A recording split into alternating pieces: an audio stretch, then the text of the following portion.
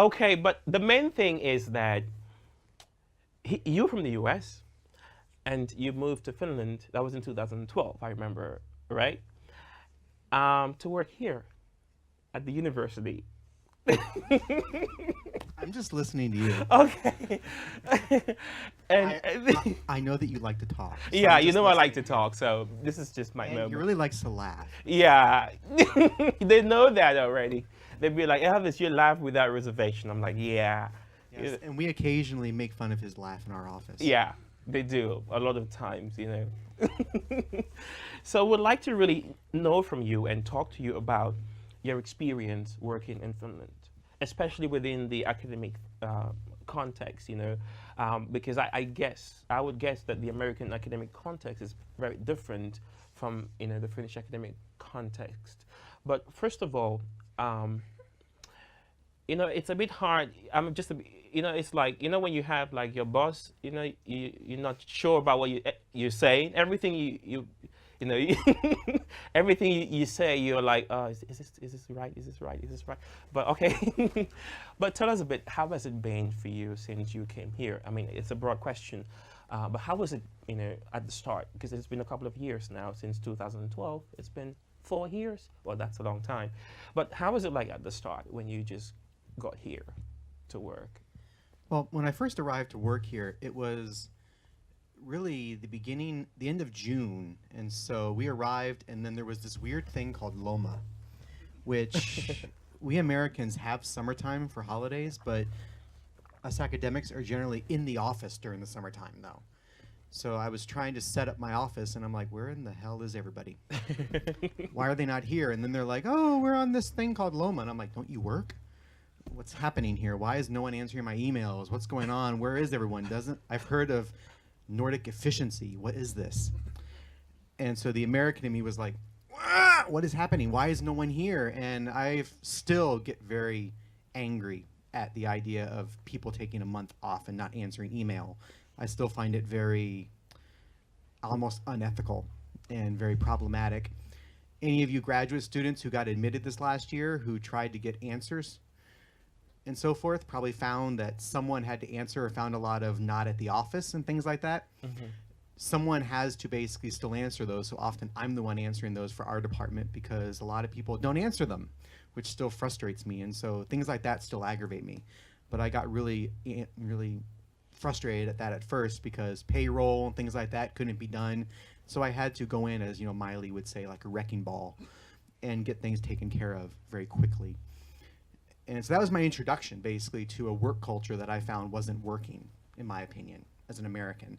And I still find that not to work, really, because I find it lacks efficiency. Just as an American, you know, that's my opinion. Others disagree. That's fine. You're allowed to disagree with me, even though I think I'm right. It's okay. But there was that, which still really was a difficult thing, just culturally. And then, you know, the work culture really started to find the idea of how things got done. You know, Americans, we're generally in the office, academia, 9 to 5, 9 to 6 every day at work. And here I've noticed it's not that way. Many of you may find if you try to find your professors or teachers, they're not in the office very much here. I'm in the office all the time unless I'm at a conference or on research. I'm in there every day otherwise. You may find that many other people aren't. It's a different culture work-wise here in Europe and in Finland. And that was an adjustment for me, is that where are people? Oh, they're not here. Oh, okay. So things like that I had to adjust to very quickly. And other little things here and there I've had to like accept or modify to, or things like that. So do you think that you've adjusted right, like currently? Do you Yes think that and no. you're okay? What does that mean? What does yes mean? What does that no mean? I think adjustment is a matter sometimes of you modify your behavior, or sometimes you accept that other people have a behavior different than yours, and you accept their right to have that behavior, particularly in a work culture. I heard, you know, Professor Chen earlier, I call him that too, is as, you know, in a work climate, you don't always have to modify your behavior to other people's behaviors. You can work differently. I noticed that earlier today in a meeting where I was talking with individuals and I said, okay, excuse me, I'm going to be American for a minute. And I approached it and said, this is what I think, this is how it's going to go. done. And it was very done. Because they were being very, well, we think it will be this way. Let's try to do this. We can't really do anything in June or That's so July. Finnish. We can't do, and they said we can't do anything in June or July or August. And I said, why not? Well, it's summer months. And I said, no, we are on 12-month contracts. Boom, boom, boom. And so in some ways, I've accepted that other people are going to be different. But it doesn't mean I have to like it. And sometimes if there's issues that have to be done, I can still go back to my American behavior and throw it out if need be. And act that way. And so in the workplace, you really have to sometimes, balance these issues, especially in a multicultural workplace, is how are you going to act? For example, I have a colleague who works with, he's Finn, and he works with a group of Spanish as well. It's a Spanish-owned company that bought a Finnish company. And they will try to do business during certain times of the day where people are not working in Spain. They'll take, say, a 2-hour lunch. And the Finns are like, why are they doing this? And I'm like, well, you take a longer lunch here in Finland than we do in the US. And so they'll get frustrated, and it's like, wait a minute, you can't get frustrated at the Spaniards for their culture in this way, for taking this longer lunch. You have to accept it and maybe modify a little bit, but when there's a serious issue, they do tell the Spaniards, we have to cancel this 2-hour lunch or so and work on these issues. So you have to be flexible to a point. It's like during the month of July, if we have admissions, people need help, one of us has to be available. So it has to be some modification, I guess. Wow, that's really interesting to hear. Basically in this course, we've been talking about transition, and we've looked at different transition theories, and I know that we've been, talking about some of these theories before, and particularly when it comes to Kim's theory of adaptation. You remember that theory, don't you? Right? And I know you're not such a fan of that theory, and one of the things we tried to do was to also look at these theories from a critical, perspective, approach it critically. And in the process of that, of course, I could hear your voice, because we had a similar discussion before where you seriously criticized this theory. Some way, okay, tiny criticism, yeah, okay, probably not seriously, but tiny, okay. But I'd like you to tell us a little bit about your perspective. Okay. Well, Kim's cultural adaptation theory, first of all, she was a teacher of mine at the University of Oklahoma. And the main premise is the idea that, while we culturally adapt, the ultimate goal is that of assimilation and becoming the other. And so her argument for me is that you're adapting to Finland, you should become Finnish. There's a few problems with that. First of all, it assumes psychologically there's something wrong with me, that there's something wrong with being American. There's nothing wrong with being American, Martian, Cameroonian, Spanish, whatever you are. Just because you go somewhere else doesn't mean you need to abandon your previous identity. It's like looking into a mirror and saying there's something wrong with me, I must become like the other people. So it's expecting a lot on a person psychologically and emotionally to say they must abandon themselves. Now let's assume it's okay to expect that from a person, which is not. The other big issue is the dominant culture, is that so much research has shown the dominant culture often does not accept newcomers 100%. Right. I've had many Finns tell me, you'll never be Finnish. You'll always be a foreigner. Now that's pretty harsh to hear. I've asked a few Finns, what if I lived here 30 years? Well, you'll still be an American. Wow, okay. It's rather accepting. If I moved to China, I'd never be Chinese. I don't look Chinese, sorry to say. Yeah, you don't look like. I don't look, Cameroonian. I can see that. But if I moved to Finland, I could look Finnish. Before I speak, people think I could be Finnish. Move to Germany, I could be. You can move to the US, people would think you're American because we're not all white. Right. But for many nations, it's a matter of blood and where you're born, for belonging. And so host culture acceptance is a huge issue. In fact, many news studies have found in the US that even in the US, and it's getting worse with our wonderful presidential candidate Donald Trump is, I love his hair, but more than 50% of Americans, and this is where it's scary, more than 50% of Americans believe an American is a white Christian. And yet more than 50% of Americans are not white Christians. And so even though you could look like an American, most Americans would say you're not the atypical American. So assimilation is theoretically and practically impossible. And this is why I have a problem with Kim's theory, is that it's asking too much for people and it's impossible to achieve. Even in open countries, they say, like Finland, which we're finding is not really that open. Sorry to say, try being a Somali or Sudanese immigrant in Finland now. You go to certain parts of the country and you have people dressed in white sheets meeting you in the streets saying, go home. Germany's the same way. France is the same way now. Most of Europe now is very anti-refugee, even though for many, many years, Europeans needed the help of many other countries. The US is the same way now, and so forth. It's not a good world now to be an immigrant or a refugee.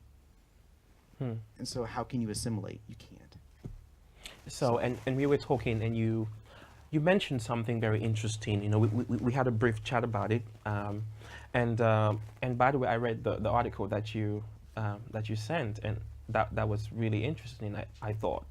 But I'd like you to share with us a little bit about that theory of some sort of cultural fusion, which you propose. Well, think about, let me ask, how many of you have ever been to a Chinese buffet for a restaurant? I have.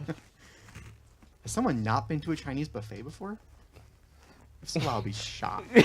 Okay, so can someone tell me, when you've been to a Chinese buffet, is it always just Chinese food or what we think is Chinese food? That's a good question. You think it's Chinese food?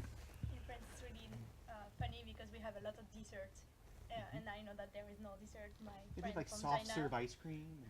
Soft serve ice cream, Jello. bakery. Yeah. And there is no normally. My friends from China, they told me no. This is not Chinese food. They have sushi. The one here.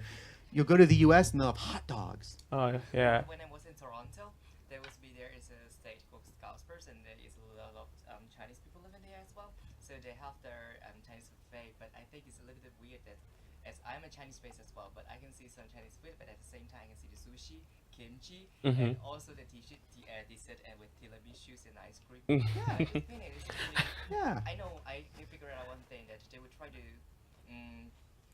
like match their Canadians, Right. their flavor, then try to make some changes. But I don't think that is a really good point. Yeah. But I mean, I was just visiting my family in Omaha, Nebraska, middle of the country in the US, and a group we were meeting said, let's go to this Chinese buffet Mongolian grill place. I normally don't like buffets. I'm like kind of a germ person in that way. I especially like big sneeze guards where you can't sneeze on the food. And the Mongolian grill was there. I'm like, no. Chinese sushi looked like a day old. Like, no. And then they had a place for Western food. They had like burgers, hot dogs, other things. And I'm like, at a Chinese buffet. But I saw Americans that were like really big Americans walking up to the American food aisle, like putting chicken nuggets on there, putting hot dogs on, and then putting Chinese sweet and sour sauce on it. I'm like, that's America. But guess what? That's fusion. Oh, yeah. What's happening here is that the new idea of a Chinese buffet is really the idea of just a food buffet, because Americans see it as, I can have all that plus a little bit of fried rice if I want, and a little bit of rice, and then I'm eating Chinese food. You're really not. But maybe they are, because culturally, the idea of Chinese buffets has been co-opted. It has been mixed. It has been taken over by multiple other kinds of ingredients. Fusion, like we have Asian fusion now, these restaurants. Multiple different things coming together culturally. And this is really what happens with different countries and their idea of identity. Is really, if you try to define American identity, good luck. If you asked me what an American is, That's a good one. first of all, I would That's a say good one. it's Canadians, US, Mexicans, all of the Central Americans, all the South Americans are all American. But then if you tried to define US American, you really can't. because it's a fusion of hundreds of years of immigration. Even if you tried to define Japanese, there's multiple different types of Japanese. Their identity is in flux. All of our identities are in flux through fusion, through mixtures of peoples, races, sexes, religions, ethnicities, and so forth. And this goes against the idea of assimilation, the idea of one identity. So really that's what really happens. We can see this in Europe. If you look, say, I see one of our Spanish students. What is Spain? Well, it differs if you ask the Catalans, the Basque, the Castilians, and so forth. It's very different. But is it similar then to the idea of integration, to Kim's idea, to the idea of integration? Well, it's first of all, not Kim's idea. It goes back to Barry's idea. Barry's idea of integration, yeah. No, because Barry looks more at, when you look to integration, it's not as complex. Integration is much more, deals with really two groups coming together, where really the minority culture accepts the dominant culture. With fusion, you can have multiple minority cultures mixing together with the dominant culture. Integration is really the weaker mixing with the dominant, creating an integration. With fusion, you can have really, multiple. like here in Finland, one of the things you find is that the idea of foreigner. One of the things that I find is really, I don't identify as much as an American here, particularly with Donald Trump and even Hillary Clinton. Sorry, both of them make me really You seem nauseous. to be, yeah, I can see that. But the idea of being an American here, I don't. I identify as a foreigner. And really what I find there is that's a minority status here in Finland, but there's multiple layers of foreigners here.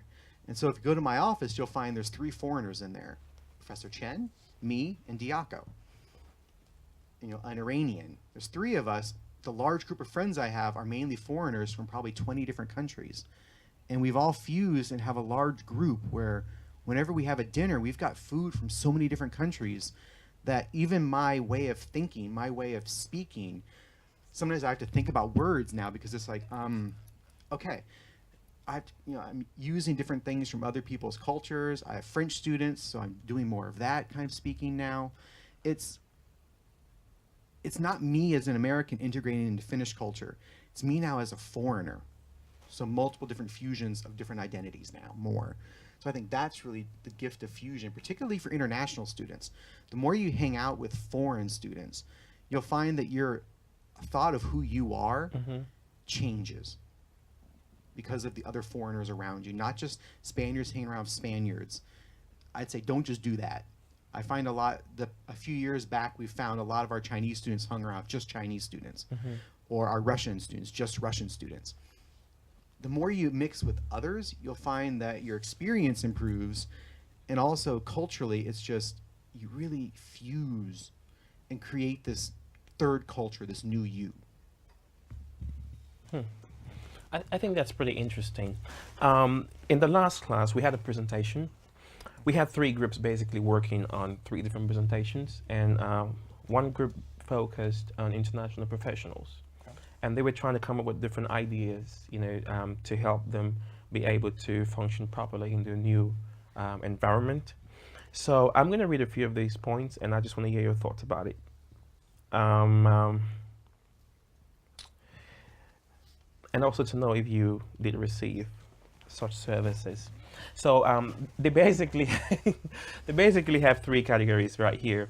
They focus on the individual, on the company, which in your case would be the university, and also the government. Okay.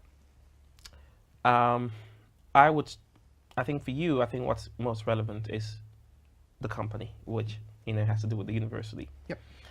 Providing training courses. Training. Yeah. Okay. I'll say this, the university since I arrived has gotten a lot better. When I first arrived, I was very grateful that my spouse and I had help with one member of the Faculty of Humanities was offered her assistance to us to help us go to the bank and other places, Maestarati, and other things to help us register because we spoke 0 Finnish. It's not something you learn in the U.S. What about now? What can you say? Mapuhun ya lukeya vahan somea. That's about it. I speak very little Finnish. Come on, put it up for Professor Crusher. But my spouse is pretty fluent, which is amazing, which is good.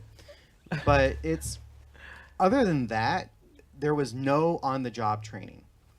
when it came to what are your rights, human resources, or anything. Unlike the U.S., where if you get a job in the U.S. as an international staff member, before you arrive, there will be all sorts of contacts with you, training.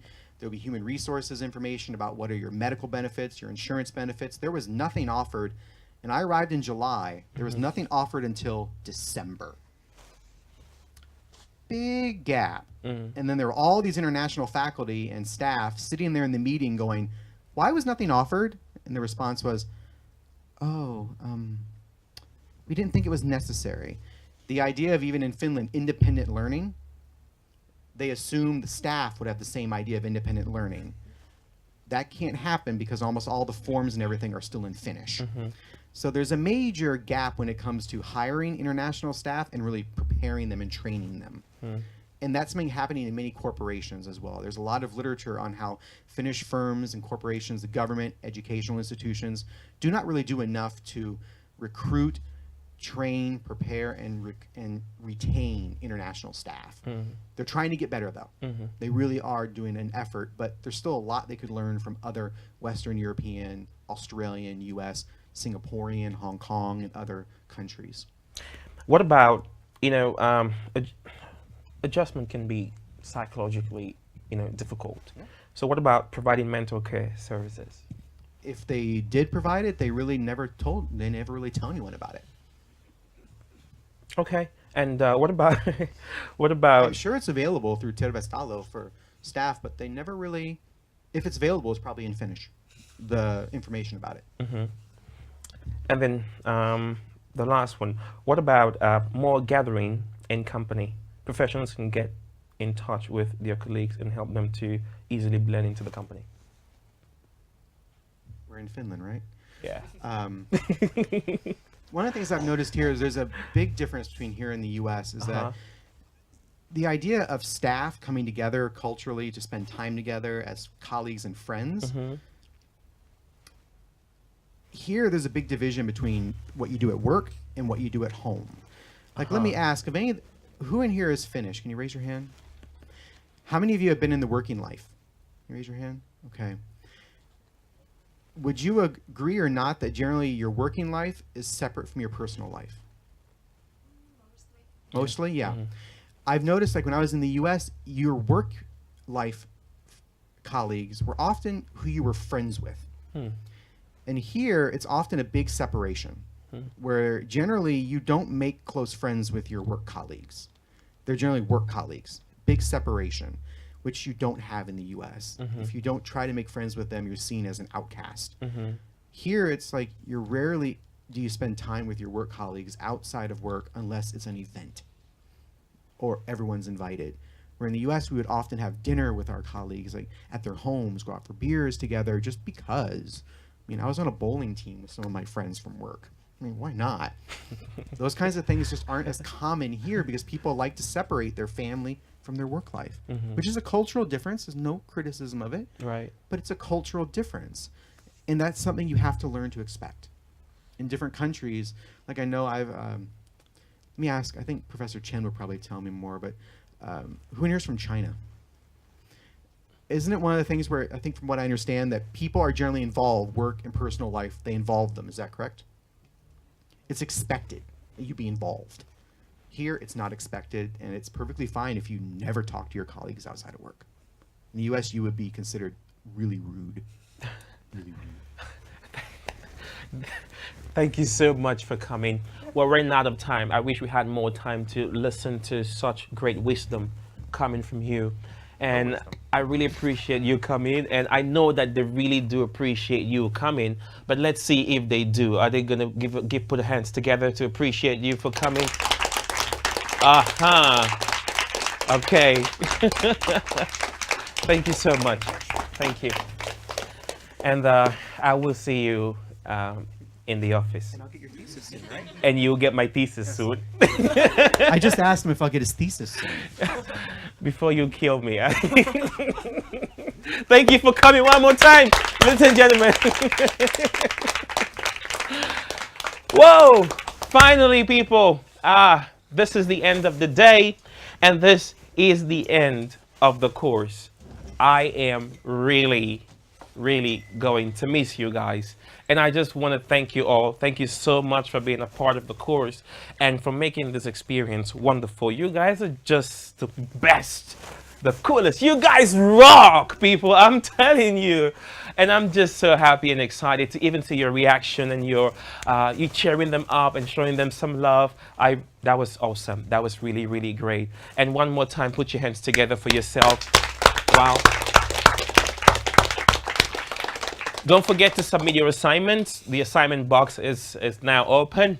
Because if you don't, I'm not going to grade you. So, so submit your assignments, and if you have any questions, you can always send me an email, and I'll be right there and ready to answer. But it's been a great time for me, and I hope it's been a great time for you too. But until next time we see, all the best from my side. Much love, much joy, much peace. All the best to you in whatever thing that you do in the future. And once more, I just want to say a big thank you. Thank you for being a part of the show. Thank you. Thank you. Thank you. Thank you. Thank you very much. Thank you.